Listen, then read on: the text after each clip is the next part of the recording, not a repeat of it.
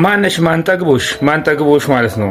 ታሽጓል ብለሽ እንደው ከታች የለጠፍሽው ማለት ነው። ታሽጓል ይታሸግልሽ እንደምኞትሽ ማለት ነው። እሽግ ይበልሽ፣ እፍን ይበልሽ።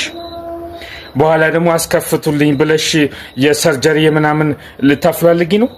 ቢያንስ ተፈጥሮን እንኳን ማድነቅና ለተፈጥሮ መታዘዝ ያስፈልጋል። ገልቱ እንዳንቺ አይነቱ ነው እንግዲህ ታሽጓል፣ ኧረ እባክሽ ወዝ ታሽጓል ብለሽ ማሳየት ምን ይባላል? አንቺ ማፈሪያ።